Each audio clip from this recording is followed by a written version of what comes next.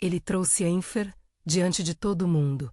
Disse que ela precisava de ajuda para organizar melhor o espaço. Em seguida abaixou a voz, como quem dá ordens domésticas sob a mesa. E apontou para ela com uma família de dedos que nunca fora gentil. Faz o favor, amor, dá uma mão aqui. Varre aquele canto, serve as taças. Você sabe como é. As palavras saíram leves, disfarçadas de piada.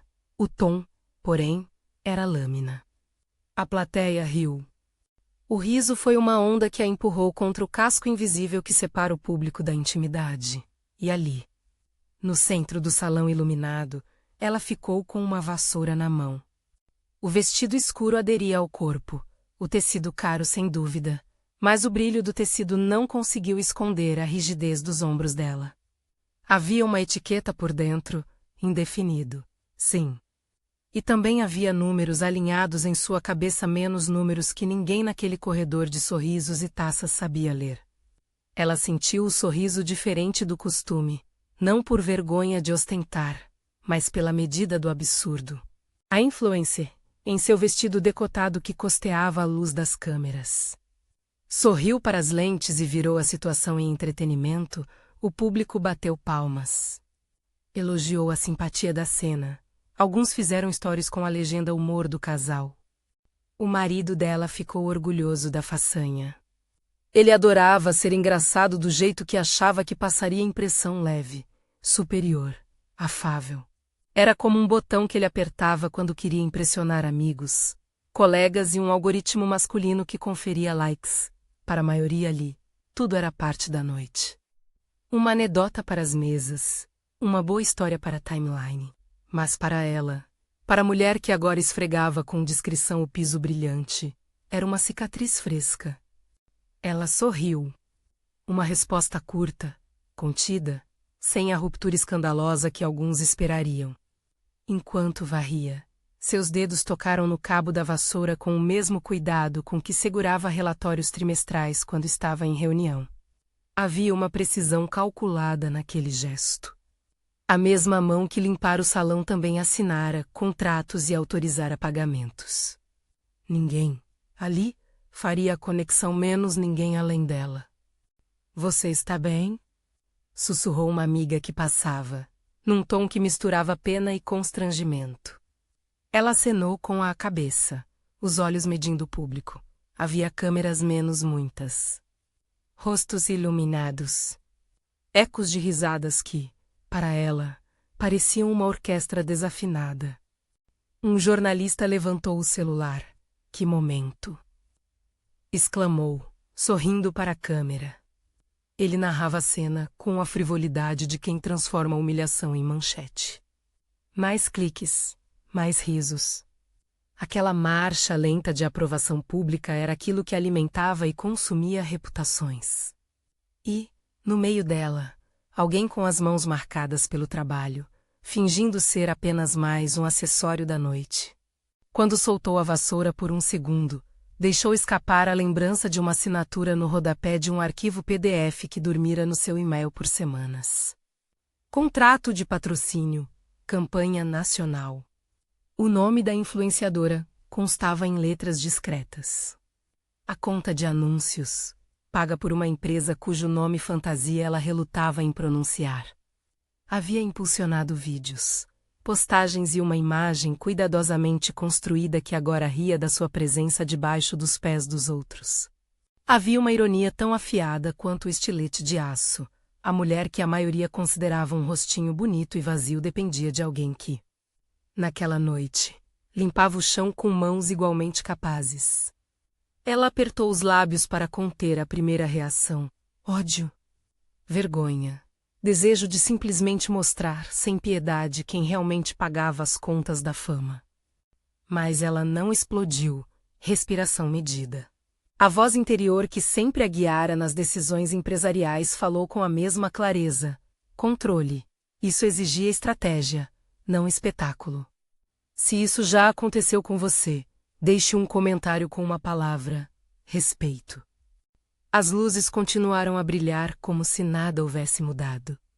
Em algum momento, a influencer passou por ela, Tocou o ombro dela por distração e sorriu como quem sorri para uma conhecida. A mão da influencer foi leve, descompromissada.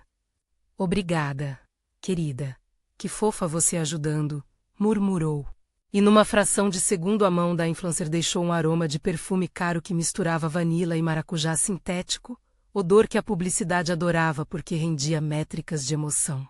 A influencer sequer notou a profundidade do corte que havia feito. Para ela, era uma brincadeira efêmera. Para o marido, um troféu de exibição. Para a plateia, entretenimento barato. Ela sabia que poderia levantar ali mesmo e anunciar: vocês estão todos enganados. Eu financio cada postagem, cada campanha, cada like. Poderia apresentar provas, contratos, comprovantes de pagamento e fazer daquele salão um tribunal. Havia, de fato, razões profissionais e pessoais para não fazer aquilo. Em suas escolhas residia um conjunto de princípios e feridas antigas que a mantinham no anonimato. No entanto, enquanto varria, a mente dela reemergiu em flashes menos curtos, pontiagudos como cortes.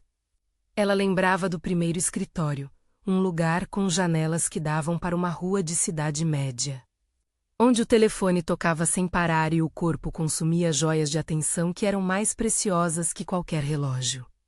Lembrou dos dias em que ela mesma foi olhada com descaso, quando começou pequenos investimentos e ninguém acreditara. Lembrou da mãe que sempre juntara o troco para comprar o leite das crianças e do pai que trabalhara até tarde. Havia uma linha de continuidade, não tinha começado para aparecer. Começara para construir. Quando deixou o salão, ainda com o vestido engomado e o odor de álcool e perfume colado à pele. Ela foi para a sacada onde o vento dividia a vista entre a fachada luxuosa e a cidade que respirava. O marido veio atrás, falando alto com amigos, repetindo a anedota como se a honra do casal houvesse sido elevada. Ele estava visivelmente contente, tipo de contentamento que ela lamenta o aplauso alheio. Ela ouviu as belas e vazias ponderações sobre reputação, rede de contatos, impressões. Sentiu no peito o mesmo aperto que sentira na infância, quando ouviram dizer que sua família não tinha cara para aspirar tanto. Foi só uma brincadeira, ele disse numa voz que pedia que ela aceitasse e a fizesse norma. Você está levando a sério demais as coisas. Ela o olhou. Nos olhos dele havia um misto de confusão e justificativa. Aquela confusão vinha de uma insegurança que ela conhecia bem, o medo de não ser suficiente sem a aprovação do público. Ele sempre buscara reafirmação externa. Gostava de medidores de status como termômetros que validavam homem, marido, provedor. Para ele, a influencer era uma espécie de troféu que ele exibiria com frequência, não pela pessoa que ela era, mas pelo reflexo que devolvia dele. Ela poderia ter explicado com todas as palavras que o que ele fizera era humilhação, que reduzir-la a faxineira diante de conhecidos e câmeras era desrespeito, que havia, por trás daquele gesto trivial, uma violência pequena e cortante. Poderia, também, tê-lo confrontado com sua própria fragilidade, que a necessidade dele de ser bem visto o tornava predador de autoestima. Mas havia outra coisa em jogo, preservar não só a sua dignidade, mas uma responsabilidade para com o que ela havia construído.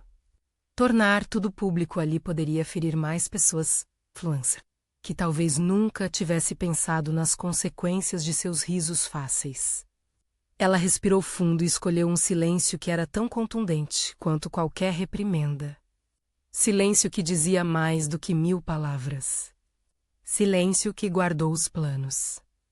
Naquela noite, já em casa, as luzes do corredor lhe pareceram peças de tabuleiro em que moveram uma peça errada. No escritório, que mais parecia uma sala de guerra em miniatura, menos prateleiras com livros de estratégia empresarial. Troféus discretos de filantropia, quadros com campanhas. Ela acendeu a luminária e vasculhou e-mails. Havia contratos com o nome da influencer, uma série de faturas pagas por e um gerente de contas cujo nome aparecia com frequência nas correspondências. Rafael. Rafael, com seu modo seco de confirmar pagamentos, garantia que o dinheiro chegava às mãos certas sem perguntas excessivas. Era assim por decisão dela. Assim mantivera a distância para que seu capital atuasse, sem que seu nome fosse o centro das atenções. A razão para esse anonimato estava trancada em memórias que doíam como feridas de guerra. Houve uma época em que seu passado foi vasculhado, quando um ex-parceiro de negócios decidiu que faria do segredo dela um instrumento de chantagem. Ela pagou um preço alto, teve sua vida exposta, teve ameaças, teve a segurança de sua família abalada por curiosos. Desde então, aprendera a esperar, a agir nos bastidores e a medir o impacto de cada movimento. Havia um cuidado quase maternal em não deixar que sua imagem se tornasse uma arma na mão de outros. Isso não era orgulho. Era proteção, e também teste. Ela queria saber quem via o outro além das etiquetas. Também pesava um princípio ético que ela abraçara, a vontade de investir em talentos emergentes de usar recursos para potencializar bolsas que, de outro modo, passariam despercebidas. Por isso patrocinara a Infler. Nunca a observou apenas como produto. Viu naquela pessoa a chance de amplificar mensagens, de criar projetos sociais amarrados ao alcance digital. Parte da razão para o anonimato era permitir que o trabalho fosse valorizado por seu mérito próprio, não pela corrente monetária por trás dele. Mesmo assim, quem financiava podia também corrigir. O contrato era documento e, como tal, dava a ela poderes. Poderia retirar recursos de imediata necessidade da influência. Mas isso a deixava presa a um dilema moral, punir com escassez uma pessoa que talvez não soubesse do impacto de suas ações. Ou usar o poder para educar e transformar, obrigando-a a enfrentar e reparar o erro? A resposta não era óbvia. Na madrugada, sentada à mesa grande do escritório, ela redigiu um e-mail para Rafael. As palavras saíam precisas. Rever estratégia de comunicação. Pausar impulsionamentos. Agendar reunião com a equipe de PR da influenciadora e conhecer o contrato de performance. Não havia revolta no texto, apenas administração. Era o caminho que sempre escolhera. Decisões frias, que permitissem calor humano no lugar certo. Ao mesmo tempo, o marido acendia narrativas nas redes. Em questão de horas, o vídeo da cena no salão viralizou em cortes e legendas. Alguns o imitavam, outros condenavam. Comentários choviam. Que ridículo, escreveu alguém, hilariante. Exclamou outro. Os extremos sempre aparecem nas margens do espetáculo. Para ela, contudo, as margens não davam resposta. A cidade, com sua fome por histórias, já escolhera lados sem conhecer o contexto. Pela manhã seguinte, o telefone dela tocou com uma mensagem direta, um link para uma matéria. Manchete em caixa alta, e a conversa animada de seu marido com os amigos num áudio que mostrava orgulho. Ela fechou os olhos e deixou o telefone cair no sofá. A sensação era de estar em pé sobre um tablado que tremia. O que mais doía, no entanto, não era o episódio em si, mas a suavidade com que muitos consideraram aquilo aceitável. A humanidade, no momento, tinha sido reduzida a piada. Ela pensou na influência. Em quem aquela pessoa poderia se tornar ao tomar consciência do alcance que tinha. Enquanto poderia fazer de bem se usada de maneira correta. Não era humana apenas por ser tela e algoritmo. Havia alguém com família, inseguranças e uma carreira em formação. Talvez, pensou ela, a Lancer tivesse sido moldada a rir de si própria porque o mundo ensinara isso. Um condicionamento pervertido que transforma a autodepreciação em conteúdo. Decidiu por dois caminhos em paralelo, proteção e consequência. Proteção, porque a sustentabilidade do trabalho dependia de relações de confiança. Consequência, porque a dignidade exigia reparação. Na prática, isso significava pausar investimentos até que houvesse um posicionamento público coerente. Convocar, em privado, a influencer para uma conversa franca. E, se necessário, Tornar público o vínculo de forma que trouxesse responsabilidade, não escândalo. No escritório, havia uma gaveta com amostras de campanhas sociais, fotos de crianças em bibliotecas, vídeos de cursos profissionalizantes, planilhas que vinculariam os impulsionamentos da influência a projetos reais. Aquele era o elo que a ligava à influenciadora, a convicção de que a audiência também era oportunidade para fazer o bem. Retirar o patrocínio sem alternativa traria danos às iniciativas sociais que dependiam da visibilidade. Ela não queria ser causa de prejuízo a quem não agira com malícia deliberada. Havia também o marido. Ao decidir agir, sabia que qualquer passo tocaria nele com intensidade. O orgulho do homem poderia ferir-se. O reconhecimento, se fosse alcançado, viria apenas depois de admitir um erro. E admitir erros não era fácil para quem tinha todo um sistema de autoafirmação construído em relação à opinião pública. Ainda assim, parte da narrativa precisava alcançá-lo para que não se repetisse a humilhação. Vingança pura e simples não serviria. Justiça com empatia talvez.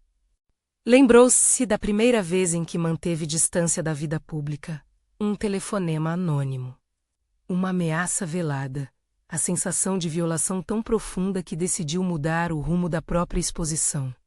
Sua estratégia fora simples e cruelmente eficaz: descentralizar sua imagem. Criou uma holding com nome fantasia indefinido. Colocou trustes e mecanismos que permitissem que o dinheiro atuasse, sem que seu rosto fosse o rosto da causa. Assim, podia influenciar sem ser o objeto das conversas sempre voltadas para a pessoa. Era uma proteção funcional. Era também, admitiu para si mesma, uma estratégia para ver o caráter das pessoas sem o véu da admiração. Agora, nesse dilema, a proteção entraria em conflito com a necessidade de verdade. Revelar a autoria do patrocínio seria, em algum grau, uma exposição indesejada. E havia risco. Expor a raiz do apoio poderia abrir a porta para quem queria explorar sua história novamente. Ainda assim, a integridade exigia que algo fosse feito. Ela marcou uma reunião com a equipe jurídica e a diretora de responsabilidade social. Pediu uma lista de cláusulas de conduta que contemplasse episódios como aquele, situações em que comportamentos pessoais afetassem contratos e parcerias. Solicitou também que os impulsionamentos fossem congelados por 72 horas. Pequenos passos, mas necessários. Enquanto isso, o marido, sentindo-se ferido porque talvez notara que a reação pública não foi totalmente a seu favor, começou a mandar mensagens para amigos e colegas, como quem precisa reafirmar um patrimônio moral. Em uma delas, escreveu: "Foi só uma brincadeira, mas sei que exagerei." A mensagem, enviada em grupo, parecia buscar absolvição. Ela leu e não respondeu. Para ela, as palavras sem ato soavam como trajes vazios. No outro dia, a equipe de imprensa da influencer a contatou com surpresa contida. Parece que houve uma repercussão negativa. Podemos tomar uma posição? Eles pareciam, pela primeira vez, perceber a gravidade do episódio. A influenciadora estava nervosa. O brilho da fama mostrava rachaduras. Havia medo por trás dos olhos que se apresentava nas câmeras. Ela poderia ter chamado isso de sorte, finalmente, consciência. Ou poderia ter tratado como outra forma de manipulação, caso a influência preferisse o silêncio e a manutenção dos ganhos. Era aí que residia a incerteza. Ela pediu para falar com a influencer em particular. Preferiu que fosse sem holofotes. Marcaram um café discreto num lugar simples, não por humildade, mas por estratégia. O encontro seria uma janela para avaliar intenções. Se a influência aceitasse reconhecer, poderia haver um plano de reparação pública e de engajamento com os projetos sociais que a financiadora apoiava. Se a influência fechasse, então caberia à patrocinadora avaliar outras medidas, mais duras. No caminho para o café, memórias a invadiram novamente. Uma noite, há anos, quando o medo da exposição a correra como um trem sobre trilhos. Ela perdera um cliente que preferiu rostos mais bonitos e menos complicados. A perda ensinara a segurar firme nas escolhas que importavam. Não tinha nascido para ser símbolo, nascera para dar forma a algo que durasse. E, por isso, seu silêncio naquela noite no salão fora escolha deliberada menos controle necessário, e não fraqueza. O café estava cheio de pequenos ruídos, xícaras arranhando, conversa baixa, a música ambiente que sempre pareceu escolhida para não ter personalidade. Ela viu a influencer chegar com uma atenção descontínua ao celular, como quem respira pelo aparelho, olhos que buscavam aprovação e medidas de si mesma na tela. Mais do que medo, havia vulnerabilidade. Falas prontas, gestos ensaiados. Ela percebeu que a jovem mulher sabia menos do que imaginara sobre o peso de suas palavras. O encontro, portanto, tinha potencial para algo que fosse além de choro ou culpa, menos tinha potencial para educação. Eu vi o vídeo, começou a influencer, a voz trêmula. Não sei. Foi sem querer, foi brincadeira. Nunca imaginei que alguém se sentiria humilhado, havia confissão na voz. E também o medo de perder patrocínios, seguidores, calor imediato. Ela nunca quis ser pedagoga. Era empresária e, em muitos sentidos, uma estrategista de impacto. Mas naquele instante assumiu um papel que era mistura, conselheira, patrocinadora, fiscal de conduta. Você tem alcance, disse ela, com calma. O que você fala tem consequência. Tem peso. Não disse que era patrocinadora. Não ainda. Mediu as palavras para que o encontro não se tornasse julgamento. A influencer ficou visivelmente desconcertada. Eu sei que errei, não pensei. Estava ali, me divertindo, e de repente. Vi todo mundo rindo e achei que era uma situação normal. Havia honestidade na simples confissão. Não era absolvição. Era ponto de partida. Ela propôs algo concreto, um texto público de desculpas, acompanhado de ações reais. Não queria que as desculpas fossem performáticas.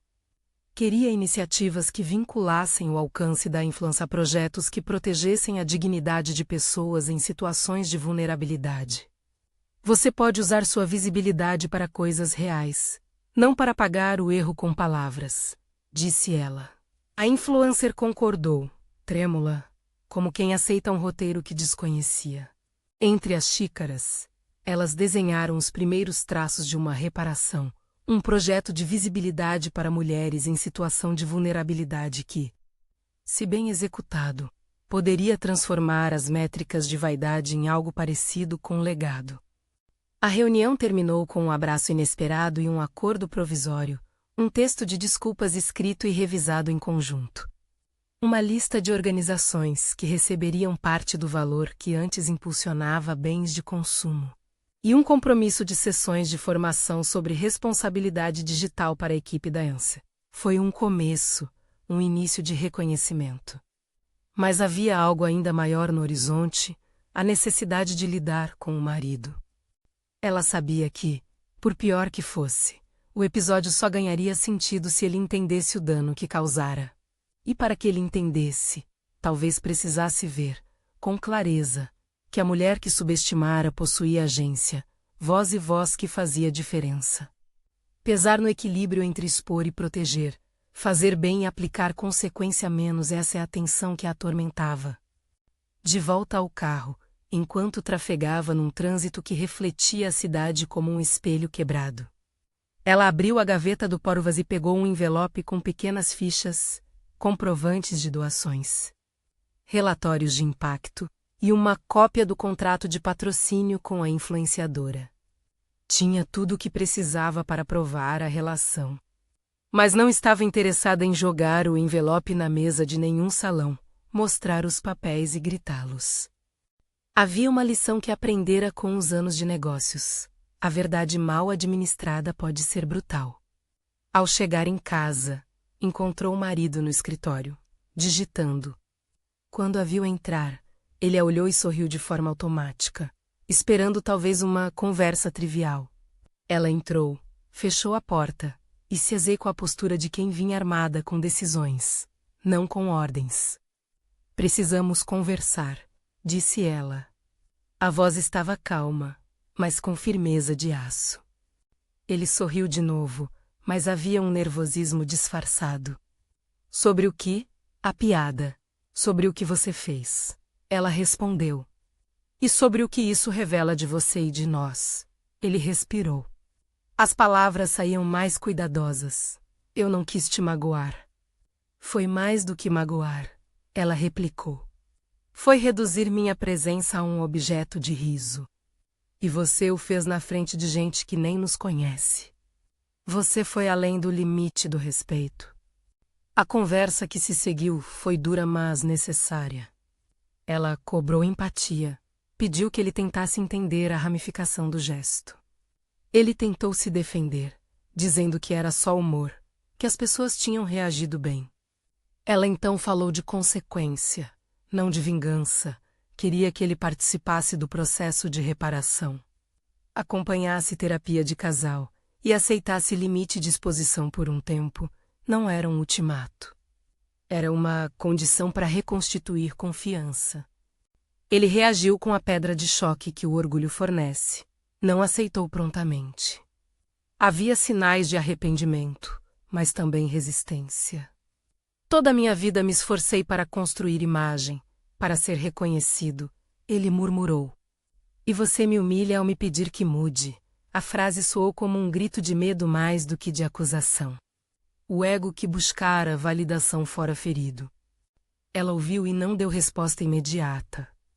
Pensou em dizer que reconhecimento verdadeiro não nasce do aplauso fácil, mas do valor que se cultiva no silêncio. Pensou em explicar que ele era odiado pelo gesto, não por ser homem ou por ser imperfeito, mas por ter menosprezado o outro diante de tantos olhos. Mas as palavras, por mais convincentes, precisavam se traduzir em ações. Se você quer continuar comigo, disse ela, com calma e sem chantagem, vai ter que trabalhar nisso. A gente pode procurar ajuda. A terapia não é humilhação, é responsabilidade. E eu vou esperar que suas atitudes correspondam às palavras. Houve um silêncio que durou como segundos entre dois sinais de trânsito. Ele assentiu, meio que por obrigação, mas havia algo de sincero ali também. O fio que os unia parecia frágil, como cristal que vai sendo remontado com adesivo, visível, mas ao menos reconstruível. Ela não prometeu que seria fácil. Não aceitou que fosse simples. Naquela noite, enquanto ele dormia num sono presumidamente tranquilo, ela ficou acordada olhando para o teto. Passos e ritos do dia haviam deixado feridas e possibilidades. Havia uma parte dela que desejava mais do que justiça. Desejava que o homem com quem aprendera a compartilhar a vida se tornasse um companheiro digno. Havia outra parte, mais prática, que sabia que talvez tudo terminasse. Não por vingança, mas por coerência com seus valores. Os dias seguintes se sucederam como um ensaio de consequências. A influencer publicou a mensagem de desculpas que escreveram juntas. A repercussão foi mista. Alguns aplaudiram. Outros disseram que a nota era script. Mas, entre críticas e aplausos, gestos concretos foram iniciados. Doações, projetos ativados, pequenas entrevistas sobre responsabilidade digital. A equipe da influencer começou a receber treinamentos. Pessoas enviaram mensagens de apoio para ela. Outras, no entanto, atacaram por inveja, por maldade. O marido, contudo, lidava com as consequências à sua maneira. Tentou consertar e em público pedia desculpas com a voz que ainda buscava aprovação. Em privado, sua sinceridade flutuava. Alguns dias, ele parecia disposto a mudar. Noutros, voltava a zigue-zaguear entre a defesa de si mesmo e a culpa. Para ela, a paciência tinha limites. Se havia reconstrução, precisava ser sincera e firme. Ela, por sua vez, não deixava a empresa menos a holding escorregar em decisões. Pediu auditoria interna, queria que ninguém fosse deixado no escuro. Convidou um conselho consultivo para avaliar as cláusulas contratuais de conduta para os beneficiários de suas campanhas. Não queria que a estrutura fosse usada como um cheque em branco para peças de espetáculo. A responsabilidade tinha de caminhar lado a lado com a generosidade. No entanto, havia vozes que pediam mais. Exposição pública do vínculo. Mostre quem está financiando, diziam alguns. Faça ele pagar, fermentavam outros. Ela sabia que o espetáculo de expor intimidades fortalece o público, mas destrói o humano. Não buscava destruir. Buscava transformar. Foi então que recebeu uma mensagem anônima com um print de uma conversa interna da equipe do marido. Risos, piadas, trechos do vídeo. A maldade redescobria formas de se materializar. O conteúdo correu para fora, e alguns relatos começaram a questionar sua postura de silêncio. Por que não conta que está por trás das campanhas? Perguntavam. A pergunta, aparentemente simples, se tornou uma encruzilhada. Ela entendeu que sua decisão de agir nos bastidores nascia do passado e de um desejo de eficiência. Mas também viu que a situação agora exigia clareza pública sobre limites e responsabilidades. E foi justamente nesse ponto, no limiar entre ação silenciosa e necessidade de exposição, que decidiu preparar uma carta. Não uma confissão teatral, nem uma acusação dirigida ao marido. Uma carta que explicasse princípios, relacionamentos profissionais e o propósito por trás das decisões de investimento. Algo para orientar o público, para transformar a narrativa. Escreveu a carta com a mesma precisão de uma estratégia de mercado, parágrafos curtos e claros, sem autoengrandecimento. Reconhecimento do episódio, proposta de reparação. E uma chamada à responsabilidade coletiva. Não era uma nota para conquistar likes. Era uma declaração de valores. Havia risco, claro. Abrir mão do anonimato poderia trazer consequências que já conhecera. Ainda assim, a catástrofe moral do silêncio a impelia. Enquanto a carta tomava forma, o marido encontrou uma nova forma de reação, um vídeo publicado em seu perfil, num tom meio defensivo e meio desculpista. Gente, foi só brincadeira, repetia, aprendi. Não é fácil lidar com a exposição. O vídeo acumulou reações com paixão, piadas, julgamentos. Para ela, cada post dele parecia medir a profundidade do caráter pela largura do alcance. Ela preparou-se para uma estratégia que combinasse firmeza e misericórdia. A carta seria publicada. Mas antes, precisava alinhavar as últimas pontas, verificar com a equipe jurídica e de relações públicas. Confirmar o acordo de reparação com a influencer e, sobretudo, ter uma conversa com o marido que fosse além das palavras, ações concretas para o processo de mudança. No limiar de tomar a decisão pública, quando o cursor do computador piscava como um coração ansioso sobre a tela, o telefone tocou. Era Rafael, do departamento financeiro. Na voz dele havia um tom que ela reconheceu, urgência contida. Temos uma tentativa de contato da conta de anúncios, disse ele. Alguém está pedindo informações sobre as transações. Ela prendeu a respiração. Alguém mirava no nó que podia desatar ou enredar ainda mais. A presença deste risco acelerou o pulso e trouxe clareza. Agora não se tratava só de imagem. Tratava-se de segurança de dados, eventual exposição de contratos antigos. E de decidir como a verdade seria administrada sem criar vítimas colaterais. Ela fechou os olhos por um instante. Lá fora, a cidade seguia em seu ritmo impassível. Internamente, o tabuleiro já começava a se mover. Havia forças que se aproximavam menos à mídia, às redes, a equipe da influência confusa menos e forças internas que precisavam responder com prudência. A carta permaneceria como um farol, mas a forma de acendê-lo dependeria do que descobrissem sobre aquela tentativa de contato. Ela respirou fundo, abriu a gaveta onde guardava o envelope com os comprovantes e, pela primeira vez desde a humilhação que começou tudo aquilo, sorriu com a determinação de quem não busca mais sofrer em silêncio.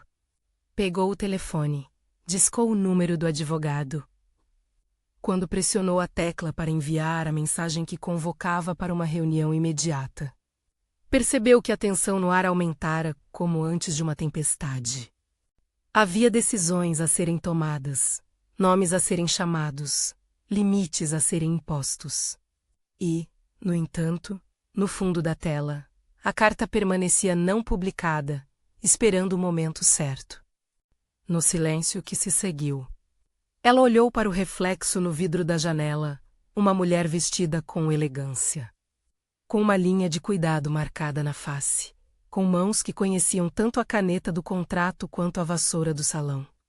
Ela sorriu de novo, não por prazer, mas por reconhecimento.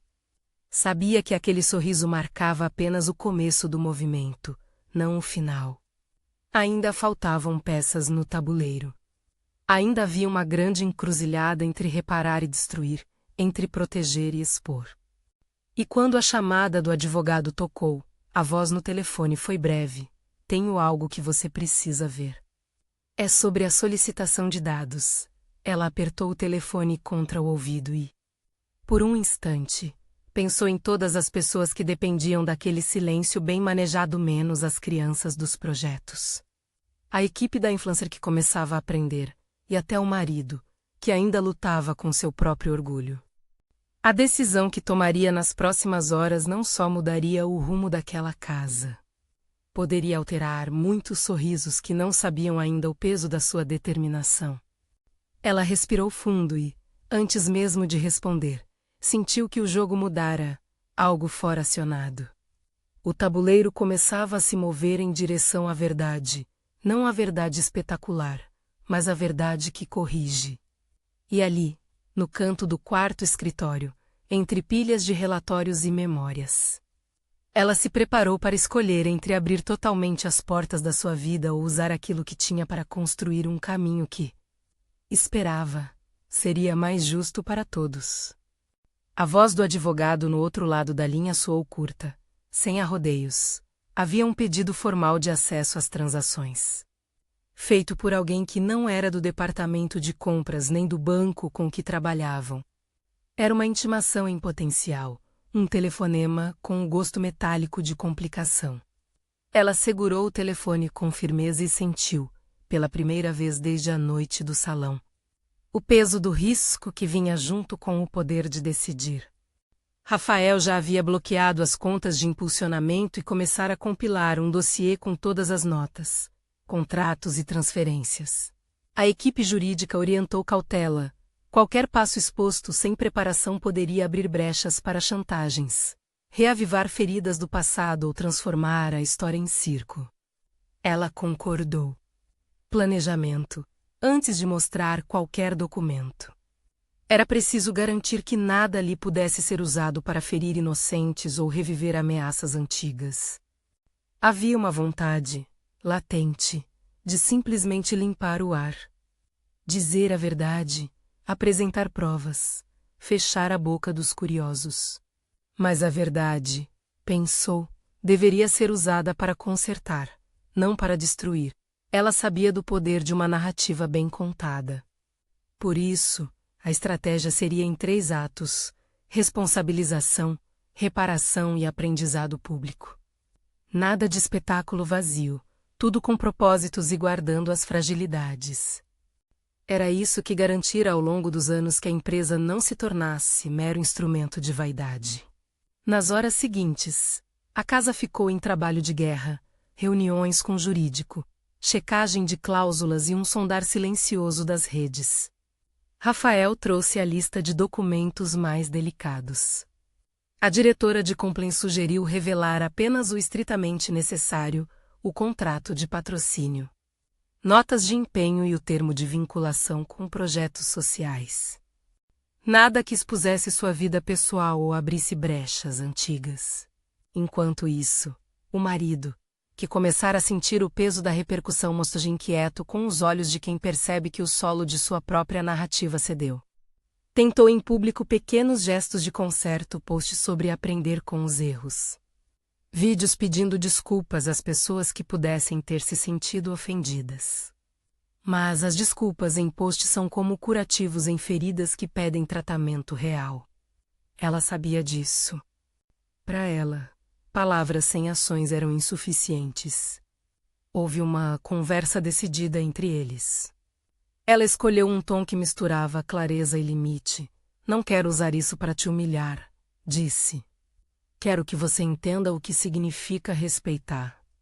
E quero ações reais. Terapia, passos concretos e tempo para reconstruir confiança. Ele ouviu, tumultuado, com uma mistura de vergonha e alívio, porque, pela primeira vez, alguém apontava para um caminho em que ele poderia, de fato, melhorar. Aquele era o tipo de convite que dói, mas que também salva. No dia marcado, antes da publicação da carta, Rafael trouxe uma notícia inesperada. O pedido de acesso aos dados vinha de um e-mail, vinculado a um nome antigo, o mesmo que havia, anos atrás, tentado forçá-la a ceder em negócios e que, em sua memória, tinha cheiro de chantagem. A possibilidade reacendeu alertas. Poderia ser uma tentativa de abalar as bases que montara com tanto cuidado. Era, portanto, mais uma razão para que a ação fosse pensada até o último detalhe. Eles decidiram avançar, não com uma exposição total, mas com uma conferência seletiva. A ideia era simples e medida.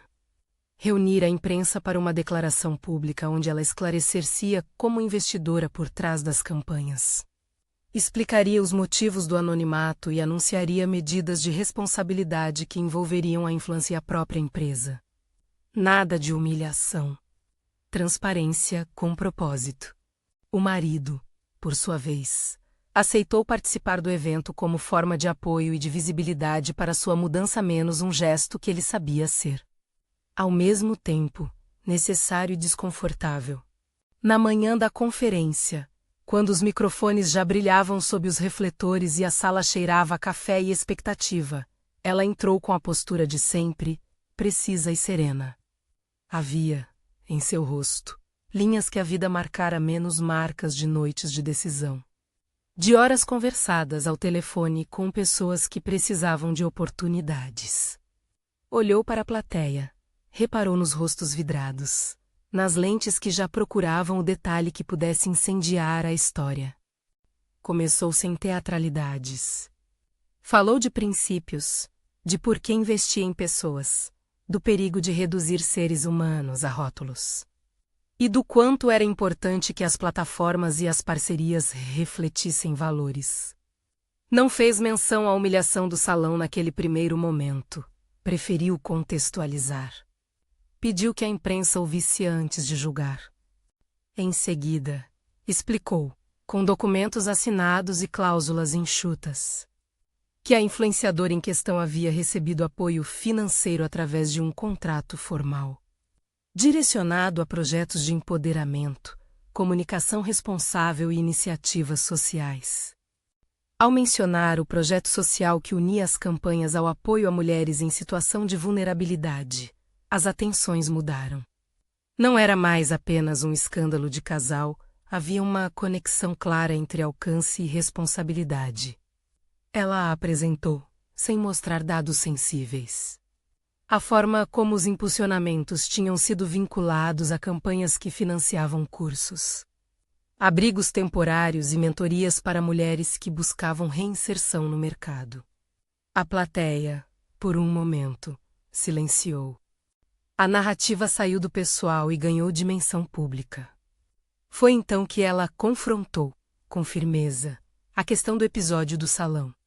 Sem nomes dramáticos, mas com clareza moral, reconhecer que humilhações públicas são inaceitáveis e que a reparação exige mais do que palavras. A influenciadora, presente menos convidada a ficar ao lado do púlpito, ouviu e, com a voz trêmula, pediu desculpas.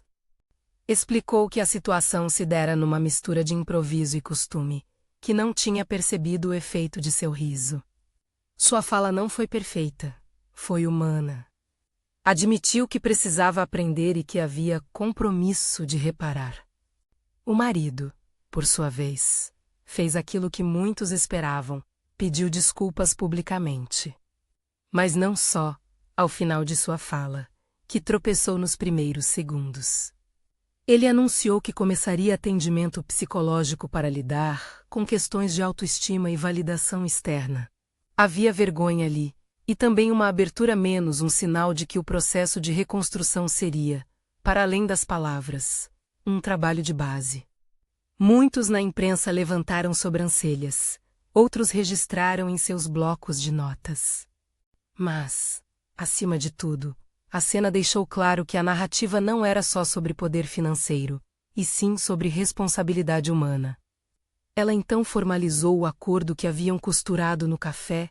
Parte dos recursos antes destinados a meros impulsionamentos seria convertida para projetos sociais. A influencer se comprometeu a participar da construção desses projetos e a passar por um programa de formação sobre comunicação responsável. A empresa, por sua vez, adequaria cláusulas que vinculassem pagamentos a condutas de respeito e responsabilidade social. Era uma resposta que não buscava punição gratuita, mas mecanismos que impedissem reincidência. A conferência rendeu manchetes diversas. Alguns críticos alegaram espetacularização. Outros celebraram o que chamaram de modelo de reparação. Nas redes, como sempre, os extremos oscilaram. Para ela, foi menos sobre vencer quem a humilhou e mais sobre transformar o episódio em oportunidade de mudança. Preferiu que as manchetes falassem menos do seu ego e mais do impacto que a coalizão poderia gerar. Nos dias que se seguiram, as medidas foram executadas. A equipe de compliance integrou novas cláusulas contratuais. A influencer participou de workshops. O projeto social começou a receber recursos e atenção. A repercussão, que poderia ter virado caça às bruxas, transformou-se, em parte, numa pauta de responsabilidade digital e parcerias éticas. O marido passou por atendimento psicológico. Não foi um percurso lineto. Houve dias de recuo, discursos defensivos, pequenas falhas. Mas houve também encontros sinceros, conversas noturnas onde ele se expunha sem a máscara de quem precisava ser provado. Houve sessões em que confessou inseguranças que datavam de sua infância, menos comparações com irmãos bem-sucedidos, medos de insuficiência. A terapia, longe de fazer milagres, oferece-lhe ferramentas para reconhecer o erro sem afundar em autopiedade. Para ela, aquilo foi importante, ver que o pedido de desculpas vinha acompanhado de trabalho concreto. Na esfera íntima, ela impôs limites claros. Não desejava um retorno automático ao estado de ante. Pediu, e obteve, que certas situações fossem evitadas, eventos sociais com consumo desenfreado de validação, brincadeiras públicas sobre a imagem dela, exposições desnecessárias. A autonomia não era anulada por perdão. Era, ao contrário, reforçada por condições. O casamento, assim, entrou num tempo de reconstrução pautado pela responsabilidade mútua. Ao mesmo tempo, ela não deixou que a narrativa se tornasse apenas sobre o casal. Convidou outros financiadores a adotarem cláusulas semelhantes. Promoveu encontros sobre ética em parcerias digitais. Transformou parte dos impulsionamentos em processos de capacitação para jovens criadores, para que o alcance servisse a algo além do consumo. Essa vertente de filantropia responsável virou um novo capítulo em sua atuação, uma resposta prática à ideia de que capital e caráter andam desconectados. A influencer, por sua parte, passou por um processo de crescimento forçado. No início, a tensão entre perder seguidores e ganhar coerência era óbvia. Mas, com orientação e exposição às realidades das pessoas atendidas pelos projetos, ela começou a usar sua voz de modo diferente. Fez livros onde apresentava as ações. Mostrou histórias reais e entrevistou mulheres que haviam conseguido trabalho graças à visibilidade. Sua audiência diminuiu por alguns dias. Depois, consolidou-se em um público mais engajado. Havia lições dolorosas ali. Fama não é sinônimo de sabedoria, e alcance precisa de propósito. Meses depois, num evento simples numa biblioteca comunitária reerguida pelo projeto, ela esteve ao lado da influencer e do marido. Havia crianças correndo entre as prateleiras, mulheres compartilhando planos de carreira, voluntários registrando conversas. A cena era discreta, sem holofotes sensacionalistas. Talvez por isso, mais verdadeira. Pessoas que antes eram números nas planilhas agora eram rostos, histórias e sorrisos. E ela, observando aquele movimento, sentiu uma espécie de alívio que não é o mesmo que satisfação. Era a sensação de dever cumprido com limites e responsabilidade. Ainda assim, não foi uma estrada sem custos. A divulgação de que ela estava por trás das campanhas atraiu curiosos que reviveram episódios antigos. Um exócio tentou negociar com informações passadas. Uma reportagem sensacionalista tentou explorar trechos da vida que ela havia mantido em sigilo por proteção. Mas por cada tentativa de ataque, havia uma estrutura estabelecida, menos advogados alertas, contratos bem redigidos, aliados que entendiam a diferença entre público e invasão. Essa rede de proteção era fruto de anos de estratégia e de uma decisão repetida: não ceder à chantagem do espetáculo. No plano público, a iniciativa teve impacto que ultrapassou o casal. Outras marcas e financiadores passaram a adotar cláusulas de conduta e programas de formação para influenciadores. Debates sobre ética e responsabilidade digital ganharam espaço em mesas redondas e congressos. A discussão deixou de ser apenas sobre quem financia quem e passou a ser sobre como as parcerias podem produzir transformação social real. Para ela, esse foi o triunfo não de um ego, mas de uma convicção: poder financeiro sem princípios produz danos. O mesmo recurso, usado com foco, pode gerar dignidade. O marido, transformado pelo trabalho interior, fez algo que foi visto por muitos como coragem, em uma reunião pública da iniciativa. Reconheceu que seu gesto no salão havia sido violento, não minimizou a humilhação, não tentou justificar. Falou do próprio trabalho de autoconhecimento, das sessões de terapia que o ajudavam a entender padrões e a mudar comportamentos. Para aqueles que o ouviram, foi um passo concreto e doloroso de reparação. Ela, por sua vez, manteve o pulso firme em decisões empresariais. Reestruturou cláusulas com o objetivo de proteger beneficiários e evitar que o apoio econômico fosse usado como escape para atitudes irresponsáveis. Havia uma lição prática ali: poder exige arquitetura moral. Sem isso, vira licença para ferir. No íntimo, o casamento se redefiniu. Houve momentos de ternura e de fricção. Houve celebrações pequenas, como o primeiro jantar em que ele lhe pediu desculpas sem plateia e sem câmeras, ou a viagem modesta em que conversaram sobre sonhos antigos.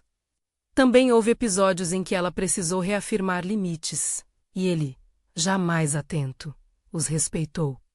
Não foi uma restauração completa e imediata, mas uma reconstrução com trabalho. Ambos aprenderam que o perdão não apaga a necessidade de limites. Antes, realça-os. Passado algum tempo da tempestade, ela foi convidada para falar em um seminário sobre liderança feminina e responsabilidade social. No palco, com uma plateia diversa, falou sobre dignidade, poder e serviço. Não exaltou a própria ação nem a transformou em exemplo absoluto. Contou de falhas, mostrou a dureza das decisões e falou da importância de alinhar recursos a resultados que preservassem a humanidade. A plateia ouviu com atenção. Ao final, muitas pessoas a procuraram para agradecer por abrir um caminho prático entre capital e causa. No epílogo de sua história imediata, ela abriu mão do anonimato por decisão estratégica, não porque buscasse holofotes, mas para que a conversa que iniciara tivesse respaldo, para que as cláusulas criadas tivessem legitimidade pública e para que o projeto social tivesse um rosto que respondesse por ele. Essa visibilidade veio acompanhada de obrigações e de riscos, e ela os assumiu, com reservas e com prudência. Houve quem dissesse que ela havia feito isso por orgulho. Houve quem dissesse que era gesto de liderança. A verdade estava em ambas as visões, e em nenhuma delas exclusivamente. A narrativa verdadeira era mais complexa, uma mulher que, humilhada, transformou a dor em ação que responsabilizava, reparava e educava. Que perdoou com limites e exigiu mudança. Que não confundiu poder com extremação. Meses depois, em um evento de formatura de um dos programas apoiados, ela assistiu a mulheres que antes eram invisíveis receberem certificados e sorrisos. Uma delas, numa fala singela, disse: "Aprendi a me olhar com dignidade, naquele momento." O esforço deixou de ser teórico e tornou-se concreto. A emoção apertou-lhe o peito, não por vaidade, mas por reconhecimento de que alguma diferença real fora feita. O marido, ao seu lado, aplaudia com sinceridade. Não como dono daquele aplauso, mas como pessoa que aprendera a respeitar o palco alheio. A influencer, agora envolvida em campanhas educativas, acompanhava o evento com humildade e presença. Não havia desejo de teatralizar.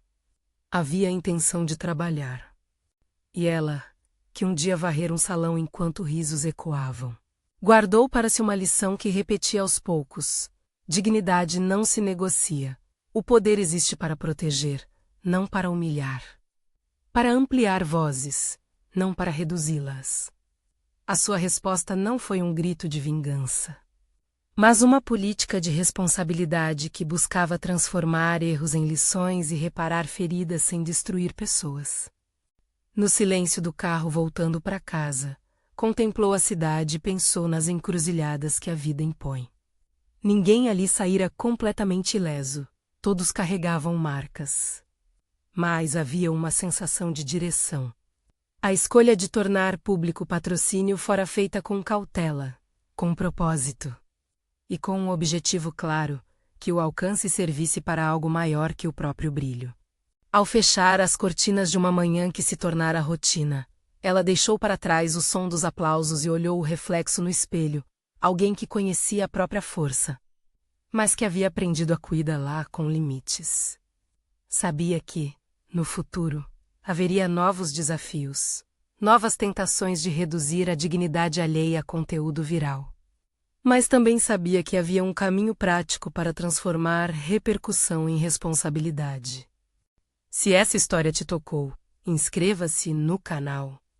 Compartilhe com alguém que precisa ouvir e conte nos comentários: você perdoaria? Por quê?